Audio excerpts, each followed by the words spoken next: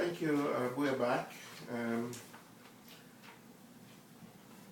going to continue asking you some few more questions. Okay.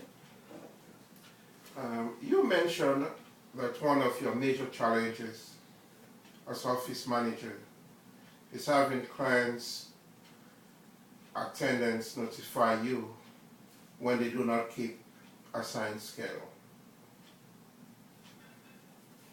Tell me what you think should be done about this. Okay. Having employee attendants keep a schedule, it's to monitor that, to ensure that they actually keep their schedule is, again, it's a challenge. However, DAD has put a system in place that should take effect September of this year, and this system is called electronic visit verification. And this system will actually require the attendant to call a certain number to report when they when they got to the patient's or the client's home, and they will have to call this number again at the end of their visit before leaving the patient's home.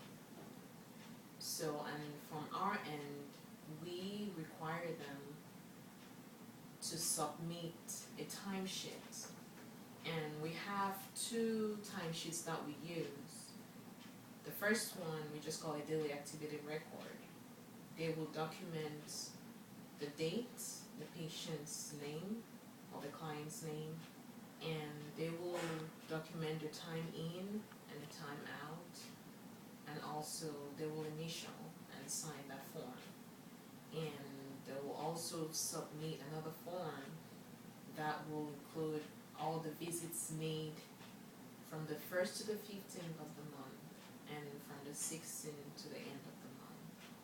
So I believe that with that system in place, with both of them, that should some sort of resolve that issue, hopefully. So when you say they will sign, do you mean that the patient or clients will sign, or is it the attendants and the clients will have to sign those timesheets? Actually, with that, the patients will have to sign as well as the employee, the attendant.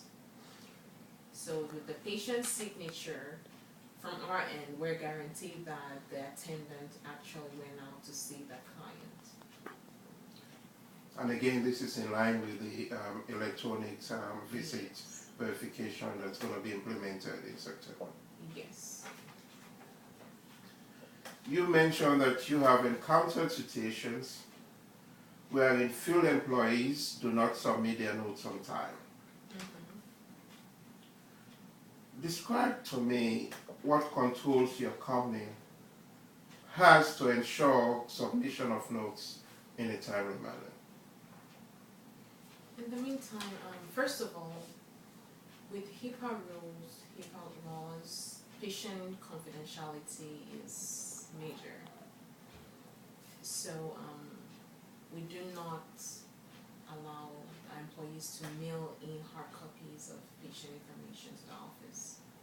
So what we do, we allow them to fax in their notes to the office, and they must include a fax cover sheet with that. And we have them bring in the original copies every 2 weeks when they pick up their paychecks.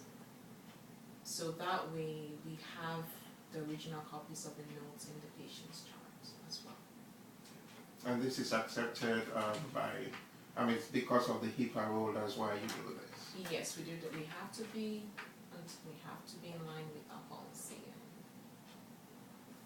and guidelines. You stated some challenges you face when dealing with patients who have complex medical issues, especially you not being a nurse. How do you handle these challenges? Usually, not being a nurse, I have a child. It's sometimes I do not understand some of the terminologies they use, and sometimes the patient's condition could be very complicated for me to understand. So I normally hand those cases over to the DON or the case manager, who she will actually write down, she'll be able to bring out the diagnosis from the history and physical, the reports from the doctor's office or hospital. And with the diagnosis that she has outlined, I take it from there and I go ahead and I get the ICD-9 codes to those diagnoses.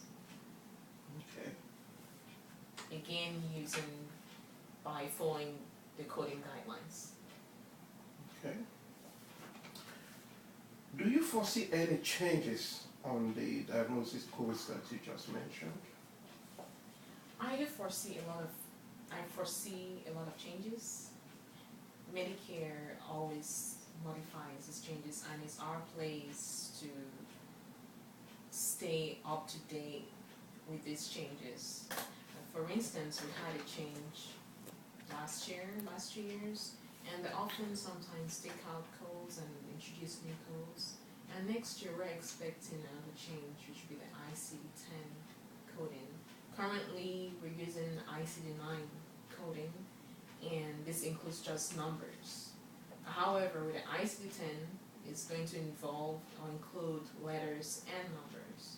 So this will require us to get extra training for those. So then I take it then, with the new or the upcoming diagnosis codes, you're going to be faced with a lot of challenges. Is that right? Yes. So you use a coding manual to ensure coding is done per Medicare guidelines, is that right? Yes, that's right. Are there ways in which this can be facilitated? Actually, no. We have to be, we have to stay in line with the policy and with the guidelines and the rules, so we go by the coding manual. So there are no ways that you have to go by what Medicare says. You must go by what Medicare says. You must stay in compliance with Medicare.